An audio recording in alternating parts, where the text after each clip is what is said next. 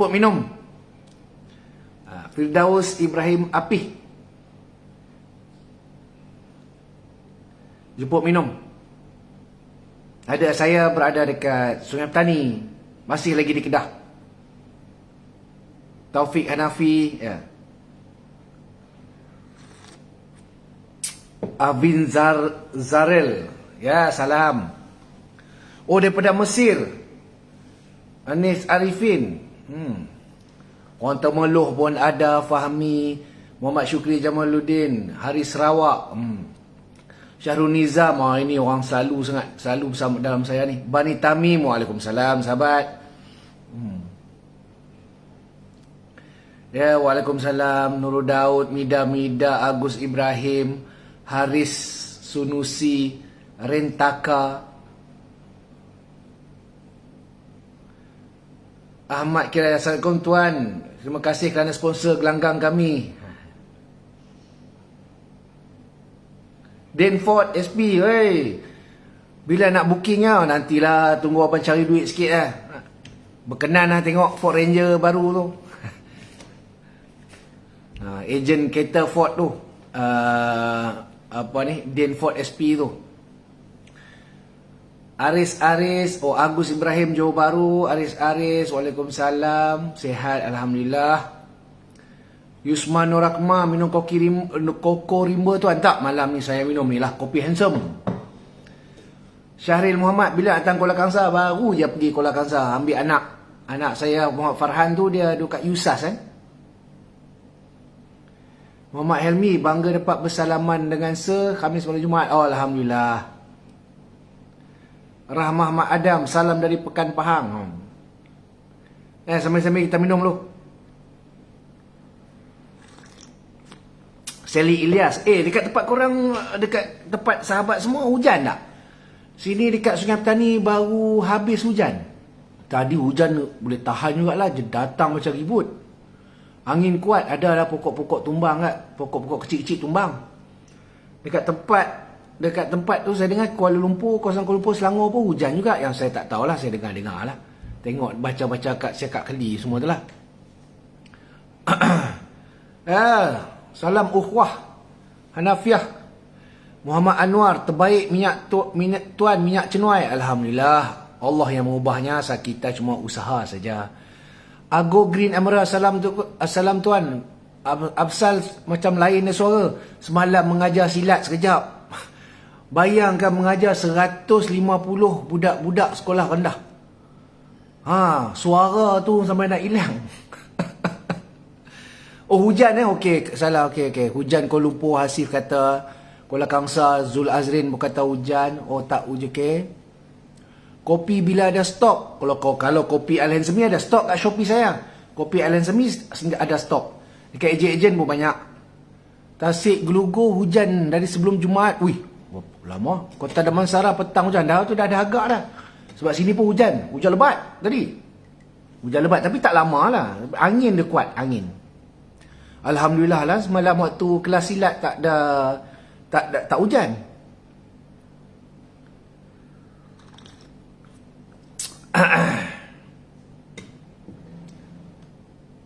Taiping hujan, Ipoh hujan, Selangor hujan tu dia. Tawau tak hujan. Tawau tu negara lain. Negara Sabah. Saya panggil Sabah tu negara. Saya berjaya baru hujan ribut. Itulah dah agak dah. Bani Tamim 150 nak heran apa tuan mengajar askar lebih daripada tu. Masalahnya askar ni kalau kita jerit sekali dia senyap. Kalau kanak-kanak kecil tengok gambar semalam tu, jerit 5 kali dia duduk cucek. Budak-budak yang bersilat kan, dia seronok tengok kawan-kawan dia ramai. Jadi dia banyak bermain-main lah kan. Jadi saya gunalah sikit-sikit cara askar malam waktu mengajar tu. Berpeluh-peluh jugalah jurulatih silat yang lain nak mengajar kan. Tapi macam tu lah. Budak-budak, kita nak expect apa? Yang dewasa semalam datang 50 orang. Lepas tu tengah-tengah mengajar tu pula datang punya lah ramai minta borang lagi lah. Saya rasa minggu depan mau cecah 300 orang gelanggang silat ni. Tapi pengalaman lah, okay. Orang tanya saya, tuan, semoga istiqomah lah kita boleh mengajar. Dia macam ni tau. Kami lah orang yang terlibat dalam mengajar. Dah berpuluh tahun dah kita mengajar silat. Dah banyak gelanggang dah, macam-macam jenis gelanggang. Silat kita dah tu, kita tahu apa yang berlaku. Baik, benda ni bukan saja berlaku dekat silat, dia berlaku kat taekwondo ke karate ke, sama saja. Mula-mula ramai. Tapi di hujungnya dia akan tinggal selalunya dalam 1/3 lah. 1/3. Maktab Teknik PDRM Bakri Muar. Ya. Muhammad Syafiq. Bintul, okey. 1/3. Jadi kalau 300 orang yang masuk berdaftar, kalau bila kita dah latih 4-5 bulan, tinggal 1/3 dah 100 orang. Alhamdulillah lah. Tapi yang tinggal, katakanlah yang tinggalkan silat tu pun, mereka bukan tinggalkan tau, mereka berehat. Itu pengalaman kami lah. Itu pengalaman kami. Pengalaman kami, orang yang dia masuk silat, dia masuk taekwondo, katakanlah dia masuk, kita bahas sebab saya silat, dia masuk silat, lepas tu selepas 3-4 bulan tu dia tinggalkan silat. Dia tinggalkan tu latihan. Tapi jiwa dia tu ada. Maksud dia, apa yang kita nak didik ni, kita bukan nak latih budak-budak ni jadi pandai bersilat, jadi wakil Malaysia ataupun jadi juara dunia silat. Kita bukan nak latih mereka macam tu. Kita nak tanam jiwa mereka. Bayangkan anak-anak yang pergi silat semalam tu, kan, katakanlah dia dah 2-3 bulan, lepas tu dia tak larat, dia tak nak silat, hilang semangat dia dah. Tapi apabila dia dah besar, dia boleh bercerita, aku dulu waktu kecil pernah belajar silat tau. Ataupun bila dia dah besar, lepas tu dia dah kahwin, dia akan teringat. Bila dia dah ada anak, dia akan teringat. Itu yang kita nak tanam. Kita nak tanam jiwa. Benih tu kita akan tuai 10 tahun dari sekarang, 20 tahun dari sekarang. Kita bukan nak ajar pesilat-pesilat kita ni dalam gelanggang ni untuk jadi wakil Malaysia ataupun juara dunia ataupun hebat macam tok guru dia. Tak perlu pun. Kita nak tanam jiwa, itu yang penting. Bila mereka dah besar, dah kahwin, mereka ada anak, mereka akan teringat, aku dulu pernah belajar silat, aku pun nak hantar anak aku buat silat. Dan macam tu. Itulah objektif sebenar seorang guru silat. Bukan nak ajar anak-anak murid ni jadi pandai macam dia. Daripada 100 orang, kalau kami mengajar, selepas 4-5 bulan, selalunya tinggal dalam 30 orang atau 40 orang. Lagi 60 tu, dia akan bawa haluan dia. Daripada 40 orang tu pula, ikut pengalaman kami, yang akan khatam lah sampai habis lah, mungkin dalam 10 ke 15 orang. Daripada 15 orang tu pula, yang akan mengajar silat sepanjang hidup dia, mungkin dalam 4 atau 5 orang sahaja. Itu pengalaman kami. Kami tahu apa yang kami buat. Sebab kami dah mengajar silat berpuluh tahun. Kami dah tengok macam-macam orang. Apa lagi guru-guru tua. Guru-guru yang lebih tua, mereka lebih faham. Mereka lebih nampak. Mereka tahu depan mata dia semalam ada 200 orang. Daripada 200 orang ni, esok lusa, yang akan meneruskan, menggantikan kami sebagai guru, mungkin 5-6 orang. Tapi, yang akan khatam mungkin dalam puluh-puluh orang. Dan yang akan mengembangkan ataupun menyokong silat ni, mungkin dia tak larat silat, tapi dia jadi orang yang dia jadi orang politik, atau dia jadi orang ahli pegawai kerajaan, ataupun dia jadi macam-macam lah. Jadi dia ni pula yang akan mengembangkan silat tu dengan cara dia support. Itu yang kita nak tanam. Nampak macam ni? Komen Zoil Zulkifli, betul tu tuan, dulu saya belajar tak habis, sekarang saya suruh anak saya belajar supaya tak kerugian macam saya. Betul. Saya sendiri pun saya sendiri tak pandai silat. Saya sendiri tak pandai silat. Saya sendiri nak kata hebat silat, saya tak hebat. Tapi saya sekarang ni saya bawa jalan, saya buat bisnes, saya support silat. Itu yang kita nak.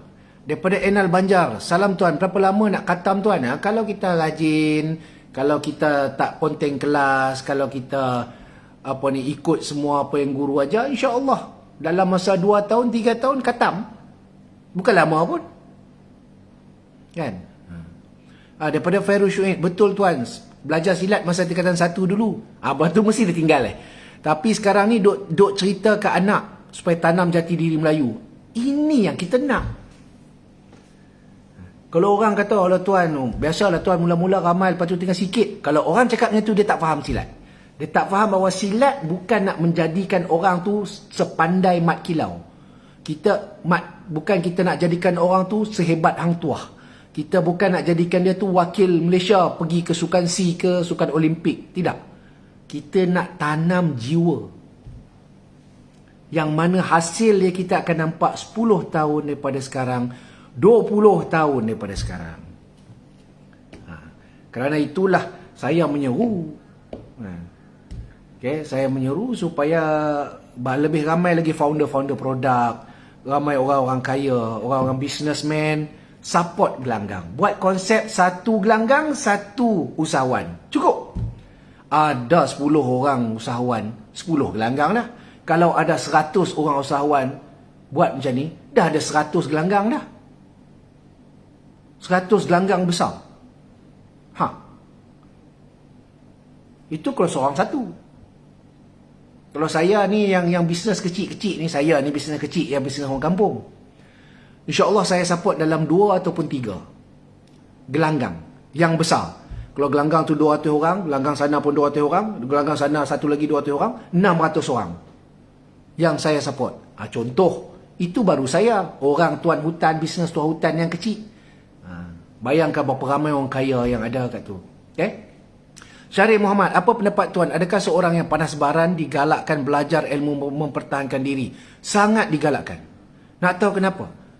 Orang yang panas baran ni, dia kena belajar sesuatu benda tu, ilmu mempertahankan diri, tak kira karate ke taekwondo ke silat ke, sampai khatam, sampai habis. Orang yang belajar tak habis yang suka pukul orang ni. Orang yang belajar tak habis yang suka jadi gangster. Orang yang belajar tak habis yang akan tu. Tapi orang yang belajar habis, dia akan habis merendah. Orang yang belajar sesuatu seni tu, seni silat tu sampai habis, dia akan rasa diri dia kosong. Itulah dia. Sebab itu kalau dalam silat gayung, bengkong pertama, tali pinggang lah. Tali pinggang pertama adalah hitam. Lepas tu putih. Lepas tu je naik. Belajar-belajar naik hijau. Belajar-belajar lagi naik merah. Belajar-belajar lagi naik kuning. Belajar-belajar khatam, hitam balik. Maksud dia kosong. Daripada hitam, balik ke hitam. Daripada hitam, dia pusing. Balik ke hitam. Sebab tu orang yang dah pandai silat, dia takut nak pukul orang. Dia takut nak buat orang. Dia jadi tak reti. Dia jadi kalau orang datang nak serang dia lebih baik dia lari. Dia malas nak lawan. Kalau orang cabar dia balik, dia lebih baik dia malas layan lah. Dia pergi tempat lain lah.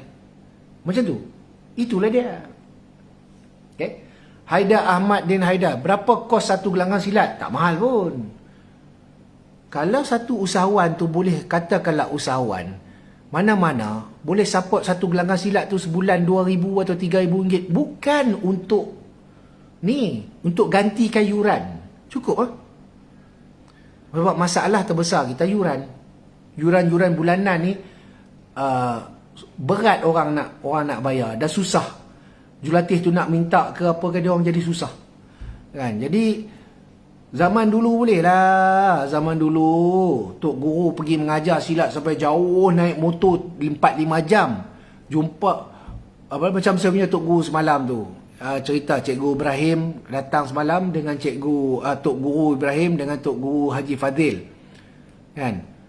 Dia cerita kat kami, dulu dia mengajar tu naik motor sampai 4-5 jam. Sampai kat sana mengajar silat orang dekat kampung tu. Malam-malam ni Kedah jalan kecil lah, 4-5 jam. Jauh tak jauh. Lepas tu habis-habis mengajar silat, orang kampung tu dengan upah mengajar silat tu, orang kampung bagi pisang, bagi buah. Tak ada duit. Tapi itu zaman dulu, di mana Tok Guru berkorban. Tok Guru berkorban, duit poket sendiri, masa sendiri, duit minyak pun sendiri, semua sendiri. Tapi zaman sekarang tak boleh.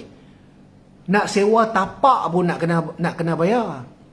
Lepas tu duit minyak, duit makan Tok Guru, julatih itu saja pun. Betul tak? Jadi kita ringankan beban guru-guru silat ni. Jadi guru-guru silat pun ada semangat. Sebab ilmu ada dekat Tok Guru silat, bukan ada kat anak murid. Kita support Tok Guru silat tu. Jadi Tok Guru silat tu boleh pergi mengajar. Okey, dia pun tak ada masalah nak bergerak ke sana sini. Duit minyak pun dah lah mahal. Betul tak? Kan? Tol lagi. Kalau kena kat kawasan Kuala Lumpur, Selangor tu, pergi sana sini semuanya tol. Kan? Nayalah Tok Guru tu, ilmu dah lah ada kat dia. Dia pula nak pergi ngajar. Duit poket keluar sendiri. Lepas tu nak kutip yuran punyalah susah. Faham tak? Jadi kita support. Kalau satu usahawan support seorang guru silat pun cukup dah. Cukup. Bahkan ada berpuluh, beratus gelanggang. Dan saya baca komen. Jemput minum lah. Saya baca komen, tuan buatlah tuan dekat Pulau Pinang, tuan buatlah tuan satu gelanggang kat Kuala Lumpur, tuan buatlah kat Putrajaya, tuan buatlah dekat Terengganu tu. Dia macam ni. Saya usahawan kecil lah. Saya usahawan yang duduk di Sungai Petani, saya mencari rezeki di sini. Jadi saya support gelanggang di Sungai Petani, tempat saya. Takkan saya nak support gelanggang yang berada kat Terengganu. Itu kenalah usahawan Terengganu yang support. Takkanlah saya, betul tak? Dia pun kalau saya kaya, alhamdulillah. Katakanlah hari ini saya ada 1 juta ringgit peruntukan untuk naikkan silat. Saya boleh naikkan sampai mungkin 50 gelanggang seluruh Malaysia. Saya tahu nak buat dia macam mana. Tak payah banyak, 1 juta ringgit je. Kalau saya ada cash 1 juta ringgit yang diperuntukkan untuk silat, saya boleh bantu dan boleh aturkan insya-Allah 50 gelanggang satu Malaysia. Dengan konsep yang sama lah. Iaitu konsep dia, kita bantu guru, kita bantu murid. Saya bantu murid-murid pesilat-pesilat baru tu dengan cara saya bayarkan yuran bulanan mereka. Dan dalam masa sama, saya bantu guru tu dengan bantuan kewangan supaya dia mudah bergerak dan pentadbiran dia menjadi mudah. Itulah dia. Daripada fiqh Islami, dia kata, betul tuan, tahun 1996 saya lalui situasi itu, banyak anak murid nak belajar tapi tak mampu, termasuklah saya. Itulah dia. Betul. Kita ada ramai anak-anak Melayu yang berkualiti. Kita ada ramai anak-anak Melayu yang bagus-bagus, yang badan fit, yang otak cerdas. Tapi mereka terhalang sebab ini. Hanya kerana 10-20 ringgit. Hanya kerana 20 ringgit, 30 ringgit yuran bulanan. Itu je. Bayangkan kalau yuran bulanan tu, kan, kalau yuran bulanan tu, yuran bulanan tu ditanggung oleh mana-mana usahawan. Jadi anak-anak murid ni dia tak ada masalah nak pergi. Ini bila orang dia tengok kawan-kawan dia bayar yuran, dia tak mampu bayar, dia jadi segan. Dia jadi malu. Dah terus tak datang lah minggu depan. Kami dah mengajar berpuluh tahun, kami dah nampak benda ni. Cuma saya sebelum ni saya tak boleh nak buat apa-apa kerana saya sendiri pun tak berduit. Tapi alhamdulillah sekarang saya dah buat bisnes sikit. Terima kasih pada semua orang yang support bisnes saya. Sekarang anda semua dah nampak ke mana duit-duit tuan hutan tu pergi. Yang saya duk sebut sebelum ni, saya kata duit-duit bisnes, untung tuan hutan ni saya akan buat untuk kebaikan, untuk masyarakat setempat, untuk orang-orang ramai, untuk patah balik pada semua. Saya dah cakap dah. Banyak dah saya dah tunjuk ke mana duit tuan hutan pergi. Kan? Bukan masuk poket saya. Tak masuk. Duit tautan tak masuk poket. Saya tak perlu pun. Saya ada pendapatan lain yang lebih stabil untuk support diri saya dan keluarga. Okay? Sembang apa lagi? Itulah semalam punya lah ramai. 200. Pecah rekod tu. Waalaikumsalam Abang Azhar Abu Bakar. Cik Puan Zaida. Okey.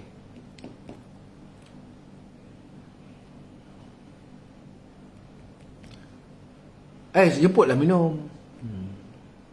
Macam VW, sebab uniform persatuan saya tak aktif masa sekolah. Minat ada tapi tak mampu. Betul. Kita dia macam ni tau. Bukannya mak ayah tu tak nak bayar yuran silat. Tapi bayangkan kalau mak ayah yang duduk kat Selangor, dekat Kuala Lumpur, Johor Bahru, Pulau Pinang.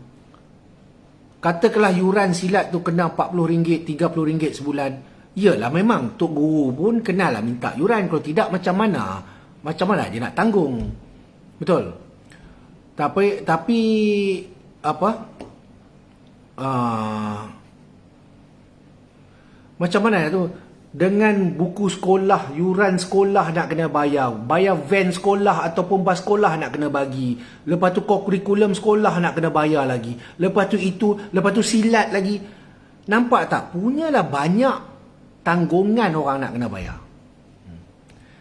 Ni pada ni. Soalan daripada Cunori. Tak boleh ke buat tabung untuk buka gelangan silat tuan? Saya cakap tu terang. Bab tabung ni, majoriti yang kami buat, tabung tinggal tabung. Tabung hanya tinggal tabung. Tu terang seperti itu. Satu sebab konsep satu gelanggang, satu usahawan. Ada orang kata, tuan, kalau benda tu percuma orang tak hargai. Salah. Dia terletak pada guru. Dia terletak kepada tok guru yang mengajar tu. Okay? Kalau orang tu dia tak hargai ilmu, walaupun telah pun orang sponsor, maksud dia, kelemahan dia kat mana? Kelemahan dia pada orang tu. Maksud dia, jodoh ilmu tu tidak dijodohkan untuk dia. Faham tak tentang jodoh ilmu? Jodoh ilmu ni sesuatu ilmu yang ada dekat bumi ni, memang Allah jodohkan untuk orang tu. Sebab tu kata, aku serasi dengan ni. Macam kita sekolah dululah. Ada antara kita yang minat sejarah, tapi ada orang dia tak faham langsung sejarah. Ada orang dia terror matematik. Kan? Matematik tambahan. Ada orang cerita matematik tambahan dia nak termuntah. Tak faham. Dia macam tu. Tu namanya jodoh ilmu. Kan? Masalah orang tu hargai atau tak hargai ilmu, walaupun diberi percuma, itu bukan masalah kita. Itu adalah keputusan Allah. Sebab tu silat ni dia kena pertama sekali solat. Lepas tu silat. Lepas tu silaturahim. Solat, surat silaturahim. Dan jodoh orang tu untuk ilmu tu. Itulah dia.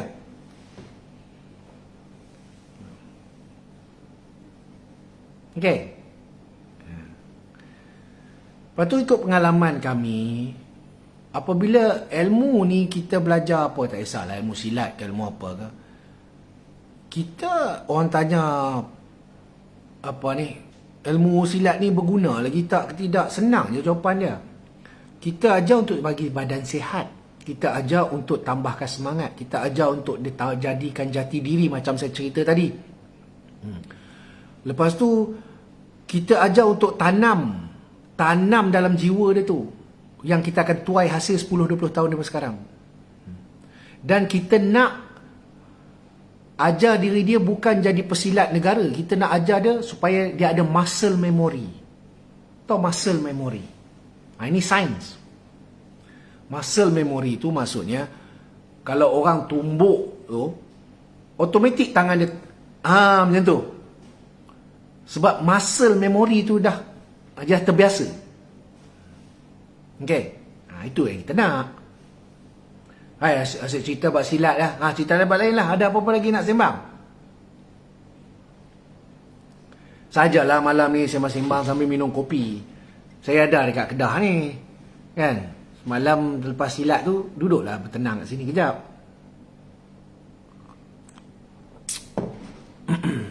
Ada yang baru masuk semua ya, Syarul Sterling. Tak apa. Balik kerja dapat pahala.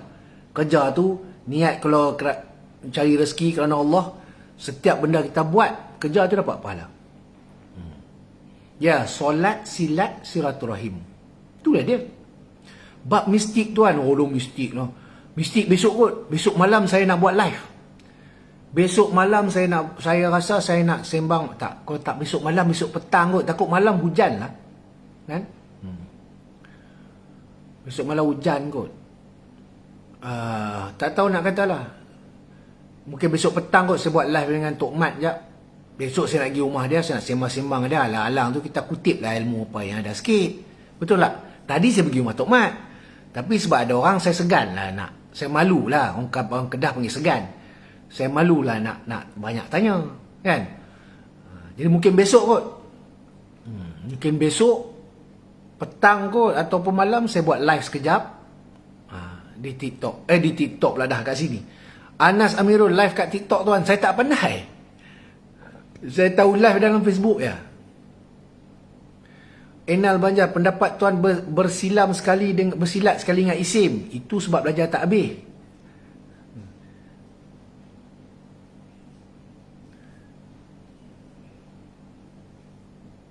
Nico Robin, umur 25 boleh lagi ke nak belajar silat? Ya Allah, semalam saya ngajar umur 30 pada. Umur 40 pada. Silat ni berlatih bukan nak jadi wakil Malaysia. Kita nak badan kita sihat, buat senaman. Okey, itu ada. Jangan fikir aku silat lepas tu nak jadi mat kilau. Takkan jadi punya. Tak jadi. Okey. Itu memerlukan bertahun-tahun punya training. Kita bersilat ni umur kita 30 ke 40 ke 50, tak ada apa, kita nak bagi badan kita sihat je. Kita target badan aku sihat, ada peluh-peluh sikit kan, dan aku ada ilmu, dapat ilmu sikit-sikit, okey, cantik. Itu yang kita nak. Ali Al-Bakri, tuan dah tengok filem Mat Kilau kan? Kau tahu belum lagi? Komen sikit lah kat kami lah. Saya tulis dah kat Facebook pasal Mat Kilau tu. Kan? Saya tulis dah kat Facebook. Lama dah saya tengok.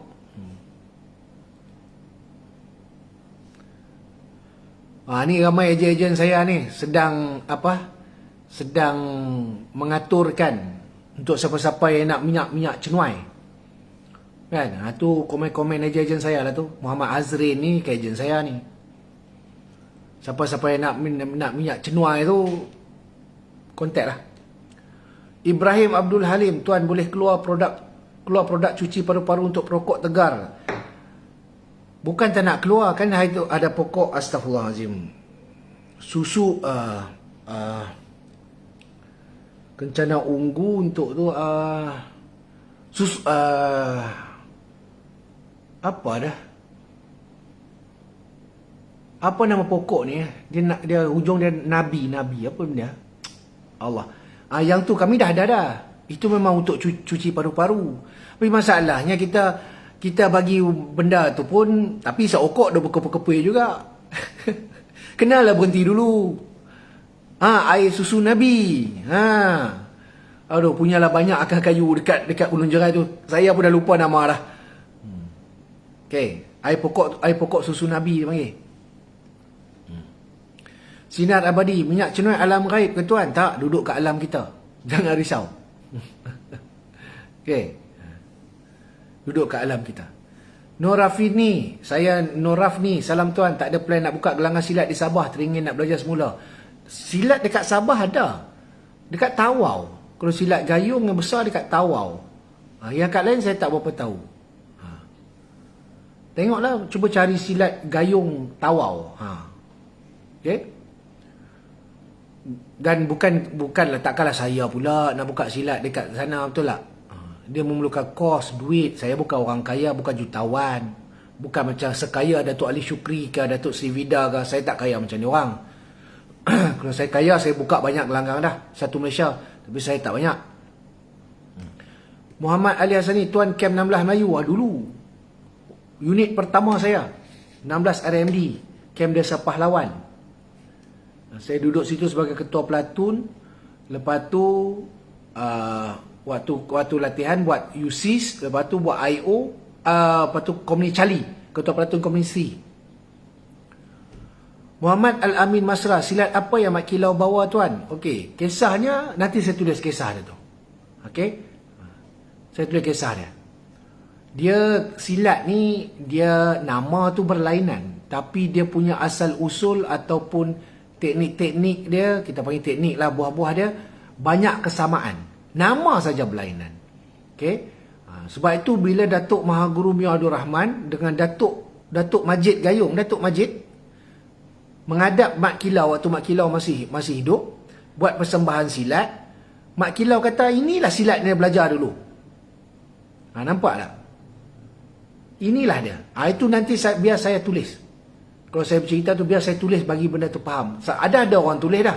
Nanti saya copy paste lah kot. Saya copy paste, saya letak kat Facebook saya supaya orang boleh faham. Kenapa kita kena faham? Kenapa ada beberapa silat yang mengaku dia adalah daripada silat yang Mat Kilau belajar? Kerana dia punya unsur dia sama. Unsur dia sama, asas dia sama, buah-buahan asas dia sama, pecahan dia berlainan. Nama saja yang berlainan. Itu dia. Faham tak? Sebab waktu Datuk Mia Rahman bercakap pada Mat Kilau, dia kata, Aki, kan, saya ni cucu Syekh Janal Alatas. Oh, tu Tok Janai. Tok Janai tu Tok Guru saya. Mat Kilau cakap Tok Janai tu adalah Tok Guru saya. Tok Guru dia lah. Lepas tu Datuk Mia Rahman kata, Aki, saya sekarang ni mengajar silat gayung. Jadi Mat Kilau cakap, silat gayung tu macam mana? Tunjuklah. Bila Datuk Mia pun cakaplah kepada Cikgu Siti Kalsum dengan Cikgu Majid, Datuk Majid tu, ayah Tok Lekir tu, Cikgu Majid dengan Cikgu Makhir buat persembahan silat. Bersilatlah depan Mat Kilau tu, dekat laman rumah Mat Kilau. Bersilatlah mula-mula tangkap pentas tangan kosong, lepas itu main kerih, lepas itu main pisau. Tunjuk semua ni ilmu-ilmu yang ada pada Mat Kilau. Mat Kilau cakap, ini ilmu ni sama dengan dia belajar dulu. Dia macam tu. Dia kata ilmu ni ilmu sama lah dengan dia belajar dulu. Tu Mat Kilau sendiri cakap. Jadi lepas tu Mat Kilau yang Mat Kilau cakaplah, gayung bergayut kata bersahut, biduk berlalu kiambang bertaut. Kata-kata itulah yang satu-satunya kata-kata yang dikeluarkan oleh Mat Kilau ketika itu. Itulah dia. Datuk Majid hidup lagi pun. Ada gambar dia, ada tulisan dia, ada apa semua, sejarah tu sejarah sebenar, tarikh apa semua ada. Itulah dia. Jadi tapi bila orang kata mana satu silat Mat Kilau, dia ada beberapa. Dia tak boleh nak kata satu je, sebab silat ni dia tapak asal. Dulu macam silat gayung pun dulu namanya silat sendi harimau. Lepas tu ditukarkan menjadi nama silat gayung. Dia macam tu. Lepas tu banyak silat-silat zaman dahulu yang mana asas dia sama, buah-buahan dia sama, cuma nama je dia sebut ada nama silat tu, ada nama. Tapi dia punya susur galur tu, keturunan silat tu, kata orang keturunan tu sama, asal dia sama je. Itu je. Okey. Nak tahu sebab tu pendekar zaman dulu, dia nak kenal sama-sama dia orang, dia bersilat. Pendekar zaman dulu, dia kata, kamu datang daripada mana? Aku daripada Pura Cendana. Pura Penjana. Okay? Aku daripada Melaka. Dia bersilat dulu. Kenapa dia bersilat? Sebab dia nak tahu hang ni ilmu daripada susur galur yang mana. Aku tangkap, kau buka. Aku tangkap, kau buka. Dia ni balas balik, dia ni balas balik, dia ni balas balik. Jadi dia faham. Rupa-rupanya kita ni satu keturunan ilmu yang sama. Itulah dia. Bukan kata benda ni pada Melayu saja. Benda ni dekat China pun sama juga. Kan? Shaolin sana, kuil Shaolin sana dengan kuil Shaolin sini. Kan? Walaupun duduk beribu batu, bila mereka berjumpa, mereka akan cuba. Mereka akan cuba lawan. Bukan lawan macam mana? Lawan nak tengok seni kamu dengan seni aku. Bila tengok, baru kita tahu hang ni anak murid siapa, kamu ni ke grup mana. Dia macam tu. Okay. Bukan lawan nak bertumbuk, nak membunuh. Tak. Dia lawan, dia nak uji. Sebab tu zaman dahulu, pendekar-pendekar, dia akan test. Dia akan tengok. Yang saya kata zaman dulu ni bukan lama. 50-60 tahun dulu je kejadian ni semua. Bukan lama pun. Itulah dia. Okay. Sebab tu kita orang belajar silat, dia takkan menghina pertubuhan silat lain. Orang yang belajar dah sampai ilmu tinggi-tinggi ni, dia takkan merendah-rendahkan ilmu orang lain. Okey.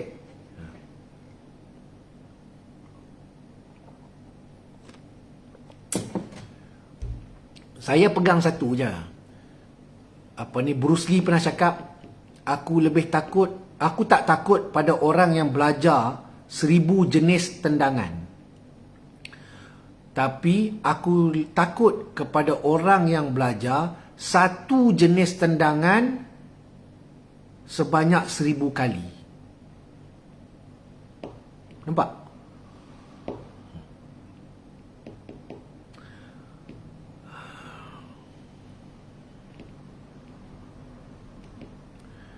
Muhammad Nizam bin Mahad. Sekarang nak buat juga boleh tuan? Boleh. Tapi kebanyakannya sekarang ni, orang Melayu ni kan dia penuh adab. Kadang-kadang dia kata, bila kamu nak test Tok Guru tu, kena kamu sendiri pun kena level Tok Guru lah. Faham tak? Sebab tu zaman dulu ni, bila orang tu dia nak uji silat seseorang tu, dia sendiri level tinggi. Dia dah katam dah, baru dia pergi uji orang tu. Baru dia uji orang tu. Bukan dia uji macam mana, dia uji nak tengok susur galur. Adakah ada persamaan di antara ilmu orang tu, silat orang tu dengan selalu. Bila lama-lama tu dia jadi kawan. Itu silat ni dia pertama konsep silat dia kena solat, lepas tu silat. Dah mahir solat, dia mahir silat, dia kena silaturrahim. Itulah dia. Sebab esok lusa kita bukan berperang dengan sama Melayu sama Islam. Kita akan berperang dengan orang-orang luar yang menyerang negara kita, tanah air kita, kampung kita, bandar kita. Kita nak berperang sama Melayu, buat apa? Bodoh. Itu orang politik punya kerja. Kita jangan ikut bodoh macam dia orang. Okey. Orang politik ni biarlah dia orang nak bergaduh. Kita ni jangan bergaduh.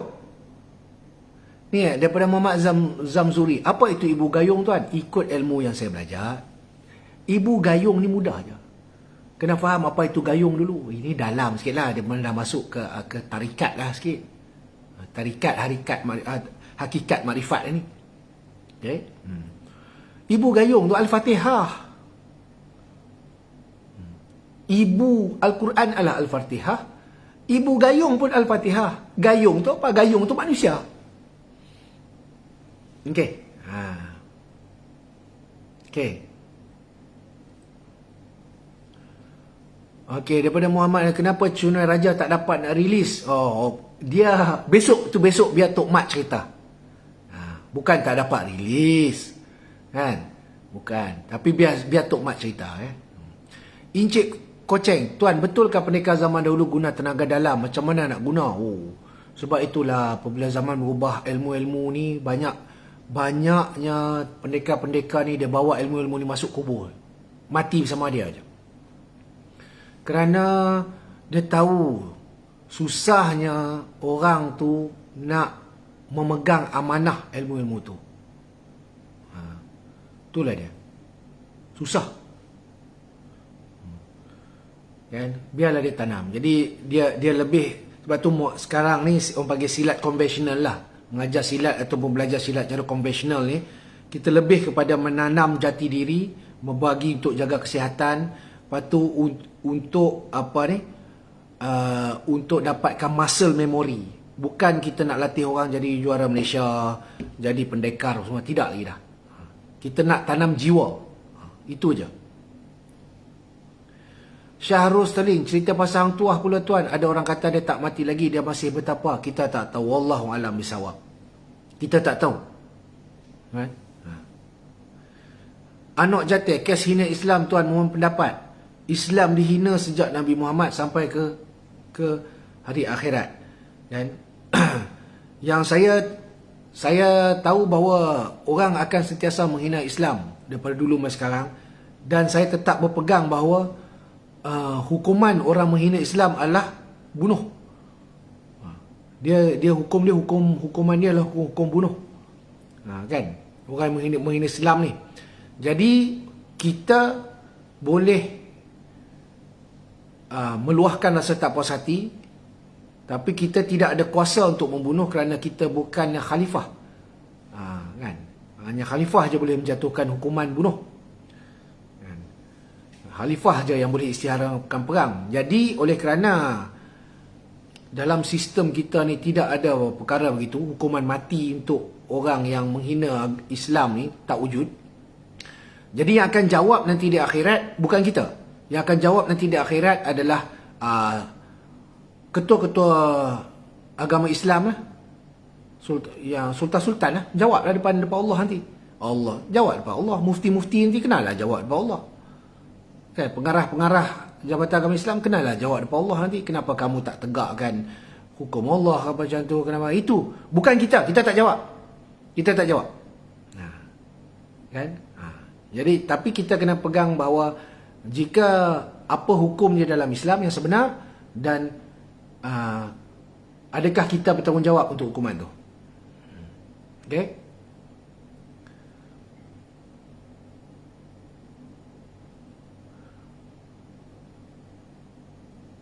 Abdul Fattah Farhan, cerita pasal silat kumpulan Al-Ma'unah tuan, CP-CP pun tak apa. Al-Ma'unah ni waktu kejadian tu pun saya tengah operasi. Saya tengah operasi dekat Sempadan, Malaysia lah. Malam tu lepas kejadian rompakan tu, saya dapat mesej tentera lah. Mesej tentera, bukan mesej SMS ataupun WhatsApp. Dulu zaman dulu mana ada WhatsApp, mana ada handphone canggih. Dapat daripada dalam radio set untuk tutup semua sempadan, ketatkan sempadan. So kami buat terus gerakan dalam masa setengah jam ya. Semua anggota-anggota tentera sudah bersedia di sempadan, tutup sempadan negara ni supaya orang-orang tu tak tembus. Tak tembus. Jadi itulah Al-Ma'unah tu ketak suban melampau lah. Okay.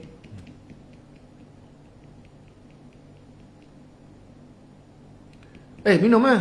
Minum teh, relax. Bertenang lah malam-malam ni. Jangan serius sangat.